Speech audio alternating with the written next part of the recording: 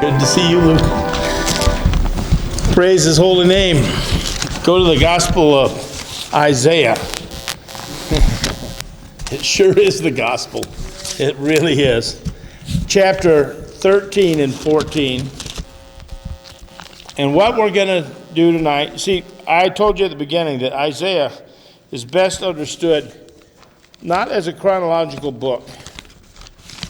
It's a collection of several sections of his sermons, writings, prophecies, teachings.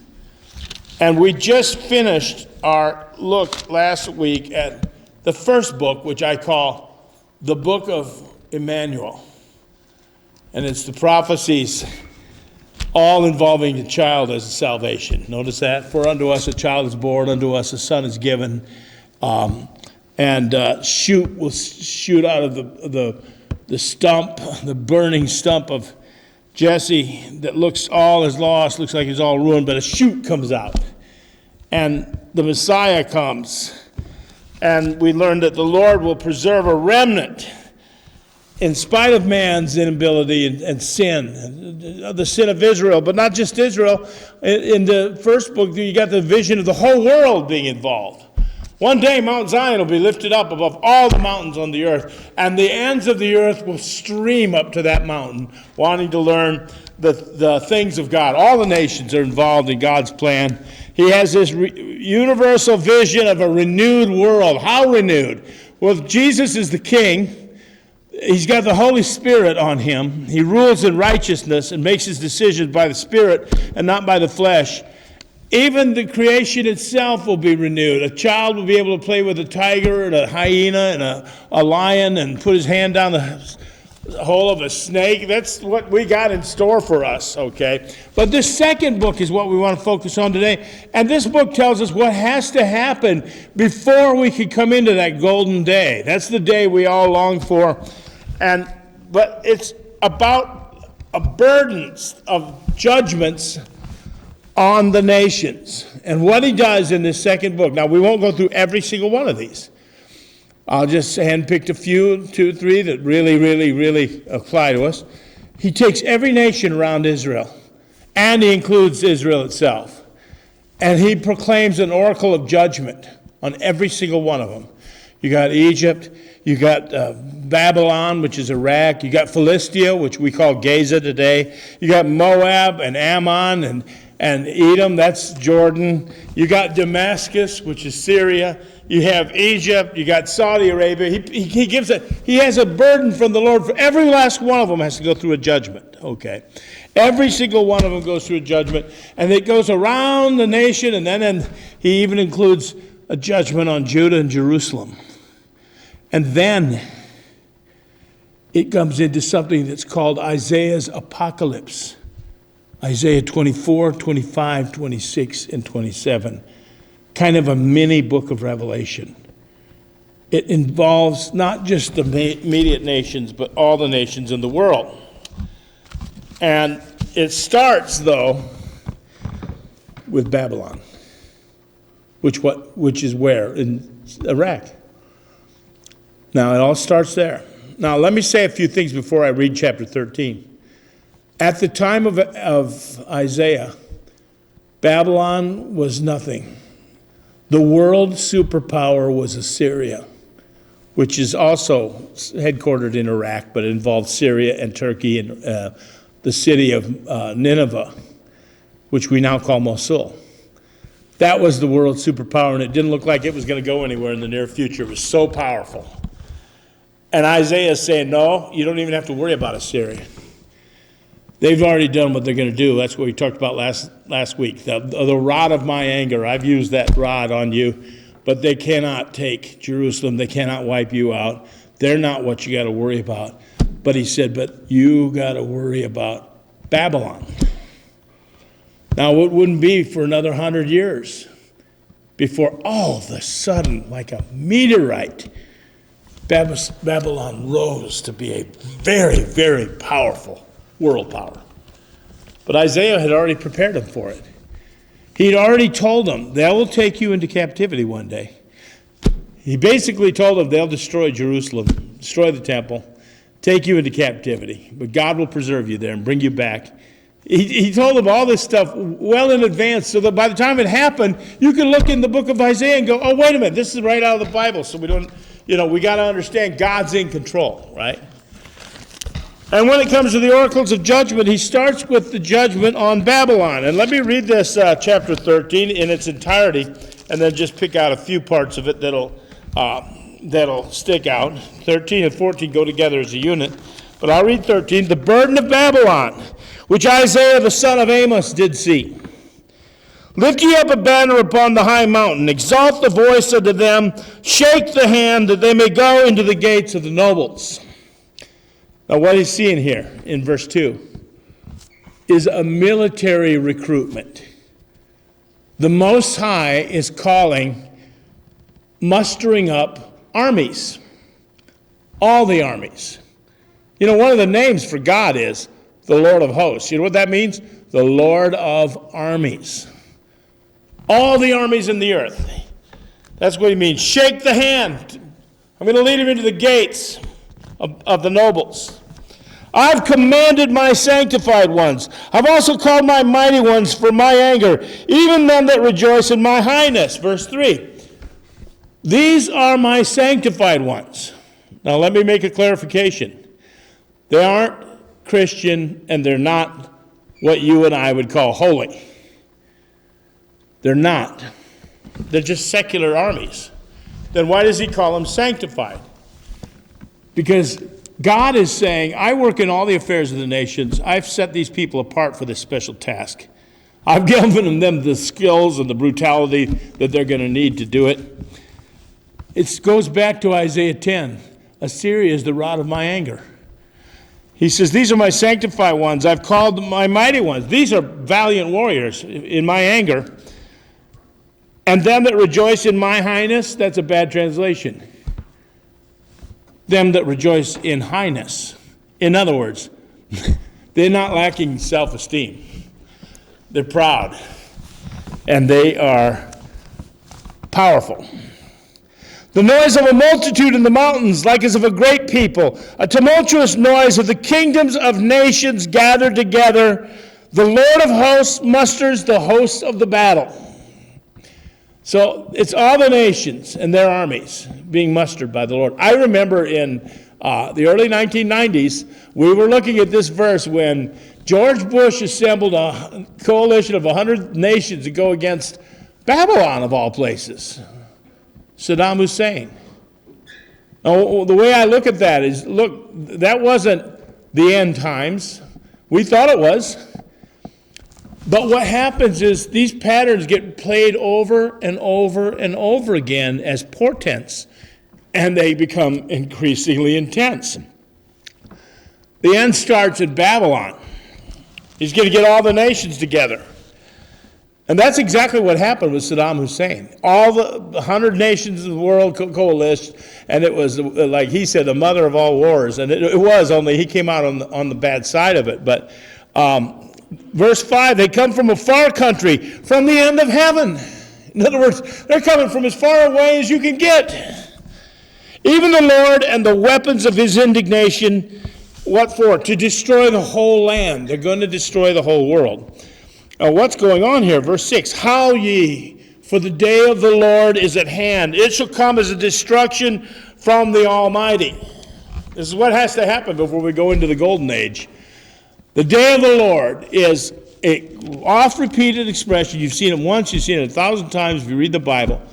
But all it means is the day of the direct divine intervention into the affairs of humanity. So there have been other days of the Lord, but they're all foretastes of the ultimate, final, complete, and absolute day of the Lord. Okay. By the way, all you got to do is look at current events, and you can see this world is a mess. A bubbling cauldron about ready to blow. The day of the Lord, he says, is come. Therefore shall all hands be faint, and every man's heart shall melt. Now, that's one of the worst dreams that I could ever have. A nightmare where you've got to do something and you can't. You have no more strength because of fear. Okay. He says that's what's going to happen. at the day of the Lord and at the assembly of this army. It's going to be so terrifying, people won't even be able to react. Their hands and their heart, their inner man and their outer man, paralyzed, melting away in utter terror. They shall be afraid. Pangs and sorrows shall take hold of them. They shall be in pains as a woman that travails.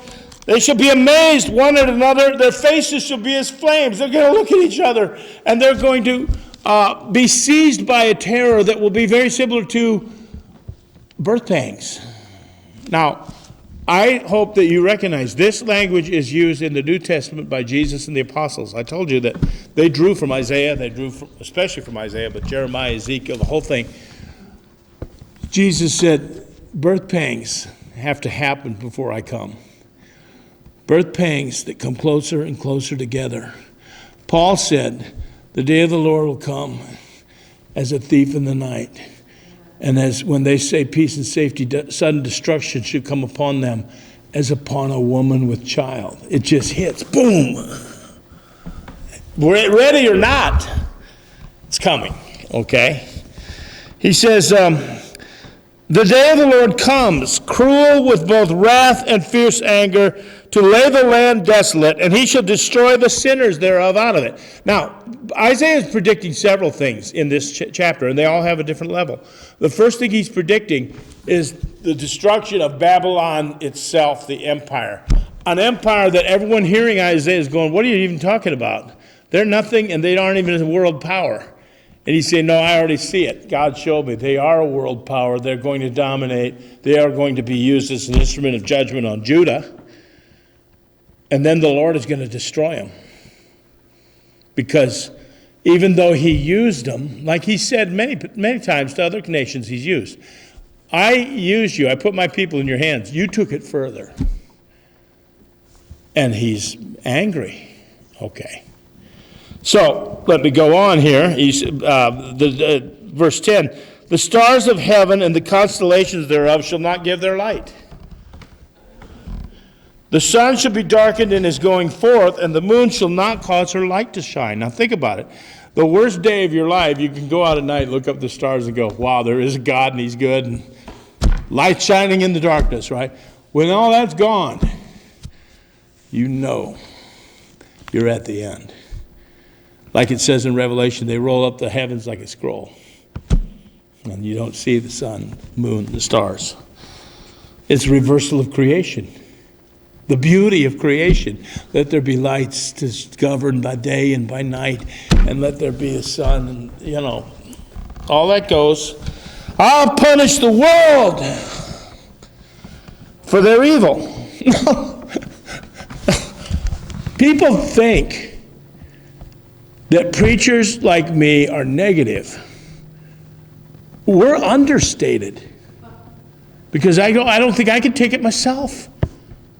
This is God talking. I will punish the world for their evil and the wicked for their iniquity. The wicked is an expression that means already guilty before the court. Court's already determined they're wicked. You know how many wicked people are running this world? People that promote the denigration of marriage, the destruction of everything sacred, the killing of unborn children. The wicked, you think he doesn't have a feeling about that? I'll punish the wicked for their evil and for their iniquity, the wicked for their iniquity, which is lawlessness. I'll cause the arrogancy of the proud to cease, and I'll lay low the haughtiness of the terrible. Well, pride is the sin of the last days. Men may not have much else going for them, but thanks to psychology, they have great self-esteem. I mean, fantastic. I mean, they're not going to let anyone put them down, not a preacher, not anybody, not God. And God says, I'm going to deal with this. This is an echo of Isaiah 2 and Isaiah 3 and 4. The lofty looks of men shall be brought down. The arrogancies, the pride will cease. Yeah, it'll cease when you're so scared you can't even move. When you're so scared, your heart melts. When you're so scared, your hands are powerless. I can't tell you how many times down through my life I've had a dream where I gotta run, but I can't. I don't even have the and strength, right? It's the worst nightmare. What's going to happen? I'll make a man more precious than fine gold, even a man than the golden wedge of Ophir. What's that saying? A lot of people are going to be killed. Now look, what I want to point out about this is this. This is talking about a destruction on Babylon, which hadn't even come to power yet, but would do a lot of evil things, including destroying and burning the temple to the ground. And God is going to make them give account. But the reason the whole thing starts with Babylon is because Babylon is a country, or was, a city-state, very powerful. But Babylon is also a spiritual concept.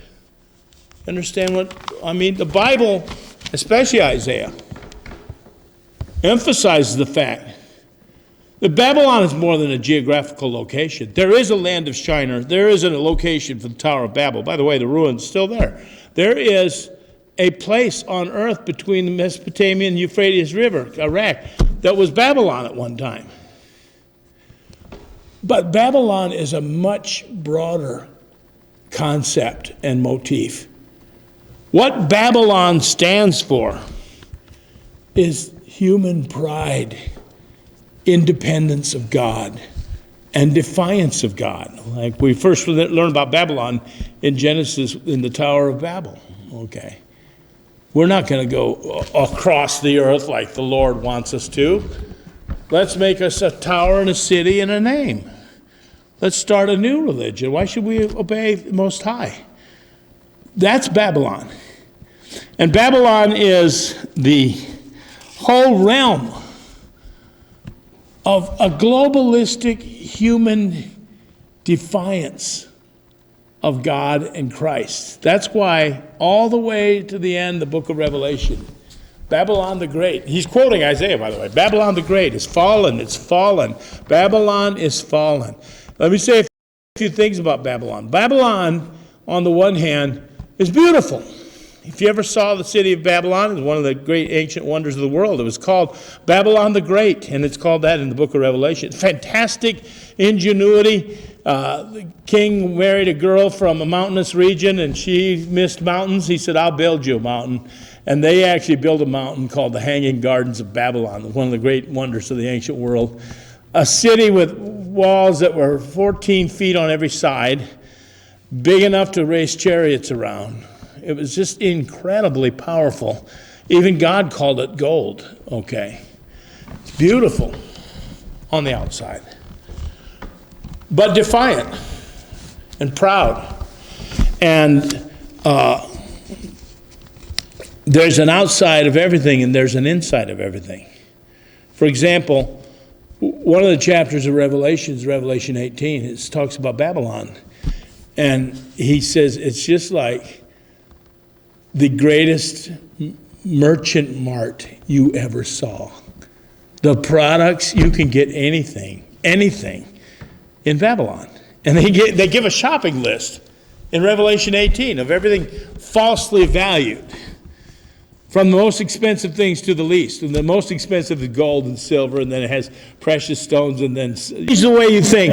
And that's being saved out of Babylon. The Bible says, run out of Babylon before the destruction comes. Don't be a partaker of her sins and of her plagues. We live in Babylon, and the day of the Lord is coming to Babylon. A terrible destruction. I was telling you about the chapter of Revelation, the greatest merchant mart you ever saw. It's gleaming shelves, shining little displays, everything perfectly put up. But then Revelation 18 tears back the cover of Babylon. Read it on your own. He says, oh, wow, every unclean spirit and evil bird finds its home in Babylon. See, there's what you see, and there's what's underneath.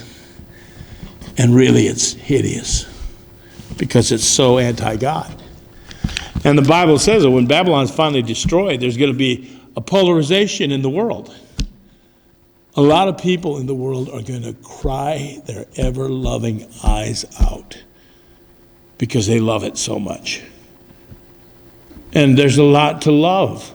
You can get anything you want, every pleasure you want, every entertainment you want, every device you want, constantly increasing technology. People love it. But other people are going to rejoice. That's in Revelation 2. Rejoice, saints. The Lord has avenged the great whore who's been the destruction of so many. Now, they draw all this from Isaiah's prophecy.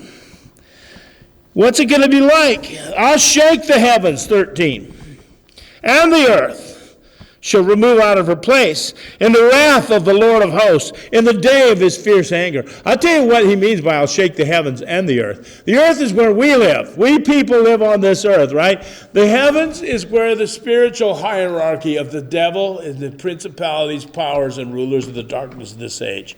Now look, the devil hasn't been shaken since Calvary. Not like he's about ready to get shaken. That's going to make it even worse. God's going to make war on every single thing evil and on Babylon and all it stands for, and everyone that has an allegiance to it. He says, it'll be as the chased roe, and as a sheep that no man takes up. They shall every man turn to his own people, and flee everyone into his own land. At one point, these armies are going to they're going to see themselves like a wild gazelle that's being chased and trapped. There's no way out. That's the imagery. Or like a sheep that doesn't have a shepherd. What's more vulnerable than a sheep that doesn't have a shepherd? Like God, you know what? We're blessed. God's our shepherd. And you know it. So no matter how bad it could ever get for you, there's something inside you that knows. You know what? No matter how bad it is, wow, I have a shepherd. How'd you like to be among those who disown God? They no longer have a shepherd. All they are is helpless. All they are is hopeless. And he goes on to say, what they'll want to do at some point is just go home. I just want to go home to my own people. Everyone that's found shall be thrust through. Everyone that's joined into them shall fall by the sword. Their children also shall be dashed to pieces before their eyes. Their houses shall be spoiled. Their wives ravished. This is what they'll find if they do make it home. Behold, I'll stir up the Medes against them, which shall not regard silver, and as for gold, they shall not delight in it. Their bows also shall dash the young men to pieces, and they shall have no pity on the fruit of the womb. Their eyes shall not spare children. Notice this is a repetitive horror about children. But what is modern Babylon all about but the destruction of children? So how fitting that what they deal with comes back on them in terror. Now, let me talk a little bit about this because it's kind of, some people have a hard time understanding this. This is talking about two things at once. This is talking about something that's going to happen 150 years after Isaiah dies. Okay. This Babylon will rise up, become a world power, totally dominate Judah, Jerusalem, destroy the temple, and take all the children that they can out of Judah as slaves, 400 miles of Babylon, keep them there for 70 years. I mean, that's coming. And God is the one that allowed them to do that. But then God is going to require it of them, their atrocities. That's one thing. And he says the Lord stirred up the spirit of the Medes to bring about their downfall. Okay, now listen. How did Babylon fall in the ancient world? Is one of your most familiar stories. The night where the king of Babylon is feeling so secure, even though he's being besieged by the Medes and Persians. And they get a drunken party, and he says, hey, by the way, go get those vessels that we took out of the temple of the Lord in Jerusalem. And let's use them to praise the gods of silver and gold. And they're getting so drunk. And all of a sudden, he sees one of the most terrifying things you'd ever see. A hand starts writing on the wall. It literally says he lost continence when he saw it. Remember Isaiah said they'll be so weak, their hands will melt, their heart will melt. He sees a handwriting on the wall. The handwriting is Let me make something clear. They knew what it was writing, but they didn't know what it meant. Because basically what the hand wrote on the wall is various coinages. Many, many tekel upharsin. The many is where we get the word money.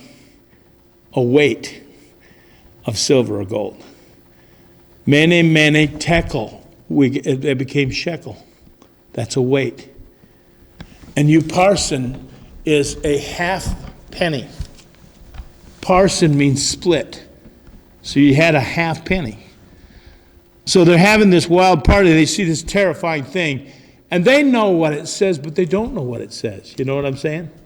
They have no idea what that means. That'd be like if you saw a handwriting, quarter dollar dime. Okay, I know what that means, but I don't know what that means. They remembered a relic in the warehouse named Daniel, who used to be very powerful in the empire, but not with this king. He was pretty godless. And Daniel came out and said, look, you've been weighed in the balance and found wanting. So Babylon fell that night. It's a great story, and Isaiah will predict exactly how it happened, so I'll wait till we get into the 40s where he tells, it's amazing what happened. Basically, Babylon was impregnable, but they did have a river that ran through it for their supplies, and they had these great leaved gates that were closed, and they were made of brass, and no one could get through unless they were unlocked. Well, the Medes, Darius the Mede, redirected the river. He had his engineers out there and rerouted the river to go around the town. And then one of the Babylonian guards forgot to lock the gate. So they walked in and took the city of Babylon, basically without a fight, without even a battle. And in fact, it was so bad, they killed the king. It was so bad, though, that the people of the city of Babylon, it took 3 days for them to know they'd been taken over. They didn't even know they'd been conquered. And now, one of the things I want to say, that's what history says, that's what Daniel says, that's what the Bible says. But this is different. This is different on what it says is going to happen. You got a battle, you got terror, you got a world confederation, you got a huge army. How could this be different than what happened? Because what happened to Babylon is only a type of what is ultimately going to happen at the second coming of Jesus. God will call the armies of the earth to war. He will muster them. They will come out. You read about it in Revelation 19. The armies of the earth come out to resist Jesus Christ from coming back into heaven. It's terrifying, right? The Lord will destroy them with the breath of his mouth and with the brightness of his coming. But all this is a foretaste. Yes, Babylon that they feared, that they didn't even know was a world power, but they would one day come under the power. Isaiah said, no, it will be taken down. It will. It will be taken down very swiftly by God. But ultimately, there's a spiritual Babylon that never was taken down yet, hasn't been taken down yet. It's actually growing and increasing. The world is becoming more worldly. Verse 19, Babylon, the glory of kingdoms, the beauty of the Chaldees' excellency, shall be as when God overthrew Sodom and Gomorrah. It shall never be inhabited, neither shall it be dwelt in, from generation to generation. Neither shall the Arabian pitch tent there, neither shall the shepherds make their fold there. This Babylon, that was a world power and a world city, and one of the most famous and beautiful cities in the world, it will be utterly uninhabitable someday. Now, there is a ruin south of Baghdad, about 60 miles, of Babylon. And people live around there, but they don't live in there. And one of the people that was trying to rebuild it was Saddam Hussein. Did you know that? And he was making these bricks, and he'd print in Arabic on one side of the brick, Nebuchadnezzar the Great, and the other, Saddam Hussein the Great. Okay, every single brick had his name in it. You know, he wanted to rebuild it. And man, he came to an ignominious end. I mean, they plucked him out of a hole, and that was ugly, scary, but also biblical in a way. Wild beasts of the desert shall dwell there. Their houses shall be full of doleful creatures, and owls shall dwell there, and satyrs shall dance there. Now, this is a very strange verse, and I'll tell you why. On the one hand, what Isaiah does is frequently.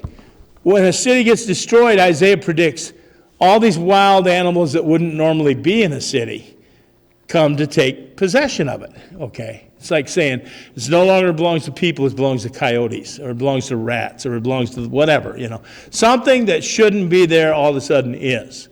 And one of the things about that is that it's the concept of reversing Genesis. See, in Genesis, God says to man, take dominion over all the animals. That's really the order, okay? And what are cities? We civilize, we make a place where we can live, and, hopefully hyenas don't live there, and, coyotes live in the sewers, I guess. You can't get rid of them, but, it's like, it's like Detroit. Detroit was ruined so bad that it was reverting back to the wild, and there's wild packs of dogs that run through deserted neighborhoods in Detroit, okay? That's the idea. It's the reverse of man's dominion. It's so chaotic because man is so sinful that that's been taken away from him. And now where there used to be civilization, there's wildness. But the other thing is satires. Satires. There isn't a satire animal. A satire, literally in the Hebrew, goat demons. Goat demons shall live there. It'll be haunted by demons. It says in the New Testament, Babylon the Great is fallen and has become the haunt of every unclean spirit and evil bird. There is a spiritual dimension to Babylon in its rise and its fall and its predominance. Wild beasts of the islands shall cry in their desolate houses, dragons in their pleasant palaces. You used to have a palace, you think you'd have like crocodiles walking through? It will. Her time is near to come, her days are not prolonged. Well, this is coming to the world. This is coming. Think of how much more into houses and luxury people are now than ever before in history. Now, let's go on because the burden continues. It's the same burden, so we got to go into the next. The Lord will have mercy on Jacob. So he's switching gears.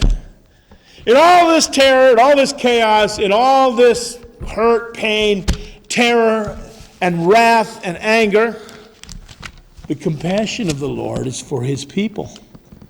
The Lord will have mercy on his people and will yet choose Israel and set them in their own land, and strangers shall be joined to them, and they shall cleave to the house of Jacob.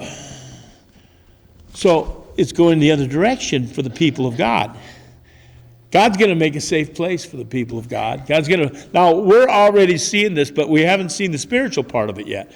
That Israel has become re-inhabited by the Jews. You could say the goats and satyrs and owls are driven out, and the swamps are being drained. Now, they haven't come to faith yet. They will. The people shall take them and bring them to their place. See, he's looking far ahead after the battle. And the house of Israel shall possess them in the land of the Lord for servants and handmaidens, and shall take them captives whose captives they were, and they shall rule over their oppressors. So the last will be first, the first will be last. Everything will be switched around. The people that persecuted the Jews that live are going to serve them, and the Jews are going to rule. And it shall come to pass and the Christians, because it says we will be joined to them, the Gentiles.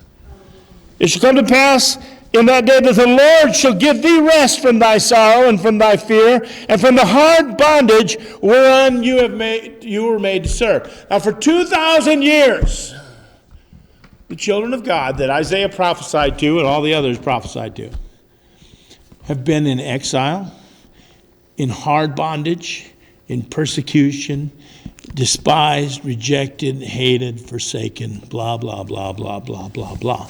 But Isaiah 700 BC said, no, look, it won't end that way. It won't. The Lord won't ever give up on mercy for his people. Like he said in Jeremiah, I'm going to wipe out completely the nations that really persecute you. But you, I will not make a full end of. I will keep a remnant. It will come to pass in that day that the Lord shall give thee rest from thy sorrow and from thy fear and from the hard bondage wherein you were made to serve.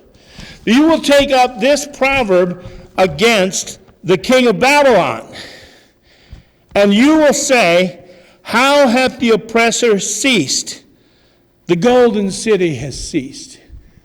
You take up a lament, but really what this is called is a taunt prophecy. It's a lament, but they're not really mourning. They're rejoicing. And they're rejoicing over the king of Babylon. Now the king of Babylon, one of the kings of Babylon became a Christian. Nebuchadnezzar. He was saved. It's the last one that got drunk with the vessels. And that was a real oppressor. And that wouldn't let the slaves go free, and that really made life miserable. And that wouldn't listen to Daniel either. He embodies everything that place was. Proud, arrogant, lifted up, haughty. But God says, you'll take up a lamentation against him. How hath the oppressor ceased? The golden city ceased. The Lord hath broken the staff of the wicked and the scepter of the rulers. Well, in one night, the king of Babylon was killed while he was drinking out of the Lord's vessels. He was killed. He who smote the people in wrath with a continual stroke, he that ruled the nations in anger, is persecuted, and no one hinders. Now, those kings of Babylon had power, and if they wanted to, they could destroy any nation they wanted to. They would. They did it. In anger and wrath, they oppressed and they used their power, okay? The whole earth is at rest and is quiet, and they break forth into singing. Okay, now, I want to prepare you for something else, okay, is that once again, it's a dual meaning. There was a king of Babylon, and this applied to him. And Isaiah predicted it 150 years before.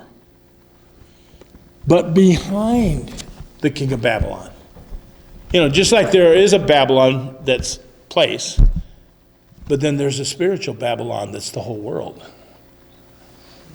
If there's a spiritual Babylon that is the whole world that God is going to make war with, that the day of the Lord is coming against the wicked, against these people that are already guilty according to the court of God, against these people that openly defy God, against these people that persecute the righteous and hate the good and exalt everything perverse. The day of the Lord's coming. Well, in the same way, there really was a king of Babylon, but who's behind the bigger Babylon? The devil. The devil himself. This is a taunt prophecy, not only against the king of Babylon, but against the devil. He says, the whole earth, I can't wait for that day, is at rest and is quiet. And he says, and they break forth into singing. People will actually rejoice in the streets on the day. See, one of the things the book of Revelation says, the beast and the false prophet, they are unique to all other people. They're the only ones that will be plucked up alive and thrown into the lake of fire. The devil will be thrown into a bottomless pit. And believe me, the whole earth is going to rejoice. And this is the song that they'll sing. Yea, the fir tree rejoices at thee, and the cedars of Lebanon, saying, since you're laid down, no feller has come up against us. Now, trees in Isaiah, as we spoke last week, are nations. Finally, that axeman's gone. No trees are being cut down now. We just started to grow, and it just came. I'm telling you, in the 1970s, there was a place called Lebanon that was the jewel of the Middle East. There was a city called Beirut that was the Paris of the Middle East. And Lebanon had this distinction that it was the only Christian country in the Middle East. Okay, it's a majority Christian. And I'm telling you, the Islamic Jihad moved in 1970s and basically dissected that place alive. Raping, killing, murdering, driving Christians out of the country, just like they're doing all over the rest of the world, okay? And they made that place into a living hell. Can you imagine what this world would be like if we didn't have war, if we didn't have the devil going around? What's he do? He destroys nations. He seduces people into war. He inflames people. He attacks and accuses and just makes peace impossible. He says, the fir trees will all rejoice in thee. The cedars of Lebanon saying, since you laid down, since you were cut down, no one come to cut us down. Hallelujah. Hell from beneath is moved for thee, to meet thee at thy coming. Now he's talking to the king of Babylon. And he's predicting to the king of Babylon 150 years before he was even there. When you die, you know what's going to happen in hell? A bunch of the kings that are down there are going to rise up to greet you. They're going to look at you and go, are you kidding? You're here? You're as weak as we are? You think you're going to have a grave? Maggots will be your bed. Hell from beneath is moved for thee to meet thee at thy coming. It stirs up the dead for thee. Hey, everyone, come on out here. Look who's here. See, you can learn a lot from Isaiah. One of the things is that consciousness is continuous. It never ends. Even after you die, you'll still be conscious. And recognition still happens. You see who that is? That's the king of Babylon. He's finally here too. Yes, we're miserable as hell. But so's he. That's the thinking in this taunt song. How'd you like to have a song written about you like that? All the chief ones of the earth, it hath raised up from their thrones all the kings of the nations. All they shall speak and say unto thee, are you become as weak as we are? Are you become like us? Really? You were so powerful. You were so strong. You were so willful. Hey, now you're just like us. You know what the Hebrew calls the dead? Shadow people. Whatever it was that animated their humanity is gone. Thy pomp is brought to the grave. Oh man, you had the best ceremony. Greatest wagons, forces, armed guards. It's all gone. The noise of thy vials, the worm is spread under thee, and the worms cover you. Now here's where he trips into who he's really talking to. How are you fallen from heaven, O Lucifer? By the way, Hebrew doesn't say Lucifer. Lucifer is a Latin word. So Lucifer is the devil, but it's Latin. Ben Hillel, which means son of the morning. That's the real Hebrew name for Satan. Now, what's the name for Jesus in the book of Revelation? The morning star. The devil is an imitation Jesus. How have you fallen from heaven? Now, the king of Babylon fell from a great height, but not from heaven. Son of the morning, how you're cut down to the ground. You which did weaken the nations. See, this is what I see in my life. And one of the things that hurts a lot of people's hearts is you think of what could be. What could be. But Satan has relentlessly weakened the nations. Now, I've always been a patriot. I don't worship my nation, but I love America, and I love the freedoms I have. And I believe, and I've always firmly believed this, that we died in 1973 once we accepted the premise that you can kill a child in the womb. We died. Can you imagine where we'd be if we had maintained the Judeo-Christian outlook?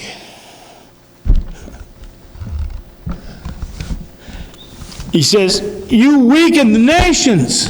Man, do they ever. Abortions weaken the whole world. So is philosophies like communism and socialism and Marxism and all the isms. They actually just gut nations. Any nation. India should be the richest place on earth, but the idols, the devil has weakened them. They just can't think straight. Islamic world, perpetually bankrupt, backwards, violent, nasty, brutish. Why? Arabs are clever people. Arabs are noble people in so many ways. The devil's religion has weakened them. He says, you said in your heart, I will ascend into heaven. I will exalt my throne above the stars of God. I will sit also upon the mount of the congregation in the sides of the north. And I will ascend above the heights of the clouds, and I will be like the Most High. Whoa, that's the self-talk of the devil. I mean, it may have been what the king of Babylon said too. That's pretty Babylonian philosophy. But that is definitely the devil. I will ascend into heaven. I will exalt my throne above the stars of God. You know who the stars of God are? The angels. I'll sit on the mount of the congregation. Do you know there's a congregation of angels? And sitting in the midst of that congregation is the Ancient of Days. And those angels adore him day and night. And what did Lucifer say? No, I want to take that chair. I want that. And he said, I will ascend above the heights of the clouds. Do you know that God dwells in clouds of glory? He wants to be above that. I will be like the Most High. Think about it. How many Most Highs can there be? There can't be two, only one. Yet you will be brought down to hell. Just like that, all his ambitions. Phew. By the way, this whole passage is a song, and Bible translators and scholars say this is the most brilliantly composed song they've ever seen. Okay, this taunt prophecy against Lucifer. Yet you will be brought down to hell. Now remember, Jesus quoted this in Matthew 11 when he said, you, Capernaum, will you be ascending to heaven? He put it in the form of a question. And then he said, no, you will be brought down to hell. Now, why did Jesus compare the city of Capernaum to Satan? Because they have this in common. Satan saw the glory of God and still rebelled. Capernaum saw the works of Jesus and still rebelled. So Jesus said, like Satan, you're going to hell. He says, to the sides of the pit, they that see thee shall narrowly look on thee and consider thee. They will look at you. They'll stare at you, is what he said literally. They will stare, saying, is this the man that made the earth to tremble, that shook the kingdoms? That made the world as a wilderness and destroyed the cities thereof, that wouldn't open the prison house and let the prisoners go? Boy, there's a lot of prisoners in this world, a lot of slaves. All the kings of the nations, even all of them, lie in glory. Everyone in his own house is going back to the king of Babylon. They all have their house, which means a mausoleum or a pyramid or something. All the kings of the earth have their own glory. But you're cast out of thy grave. The word cast out is the word Nesar. Remember, Jesus is the Netzer. He's shot out. But the devil and the king of Babylon are the Nesar. Close, but not the same. They're cast out. You're cast out of their grave like an abominable branch, and it's a raiment of those that are slain. You're thrust through with the sword. They go down to the stones of the pit as a carcass trodden under feet. The clothing of someone slain. I mean, who can reuse it? It's just ruined. They bled in it. They rotted in it. He said, that's you. You shall not be joined with them in burial. This is a sick thing. Nebuchadnezzar became a Christian. He believed in God and really worshiped him and put a tract out from one end of the earth to the other. He truly was great. That was the grandfather of Belshazzar. And Isaiah predicted, you won't be joining him in death. You're not going where he went. Because you destroyed thy land and you slayed thy people, and the seed of evildoers will never be renowned. And he goes on to talk about the judgment again. Prepare slaughter for his children for the iniquity of their fathers, that they do not rise, nor possess the land, nor fill the face of the world with cities. All the children. See, the last thing that happened to the sons of David, that it almost looked like the promise was just wiped out. It was totally demoralizing. Was that the last king that was the son of David was Zedekiah, and he had two sons that would have been kings. They were slain, and then his eyes were put out. So there was no more. That was the devil trying to wipe out the sons of David, and that was the judgment of God. Now the same thing happens to Belshazzar. His grandfather was probably the one that did the early thing. He won't have a son, he won't have a nephew, he won't have a remnant. Verse 22, I'll raise up against them, saith the Lord of hosts. I'll cut off from Babylon the name and remnant and son and nephew, saith the Lord. I'll make it possession of the bittern and the pools of water. I will sweep it, and what it literally says, with the broom of destruction. Whoosh, whoosh, whoosh, whoosh, saith the Lord of hosts. On and on it goes. And then he gives them an assurance. Because remember, at this time, Babylon wasn't the power. Assyria was the superpower that took 10 tribes of Israel never to be seen again. So the people are like, what? We don't have to worry about the Assyrian, we have to worry about the Babylonians? And then Isaiah gives them a short-term thing where they can see it happen. They'll know that he's right. Verse 25, I'll break the Assyrian in my land, and on my mountains tread him underfoot. Then shall his yoke depart from off them. His burden will depart from off their shoulders. This is the purpose that's purposed on the whole earth. This is the hand that is stretched out upon all the nations. For the Lord of hosts hath purposed, and who shall disannul it? And his hand is stretched out. Who can turn it back? And that's enough for tonight.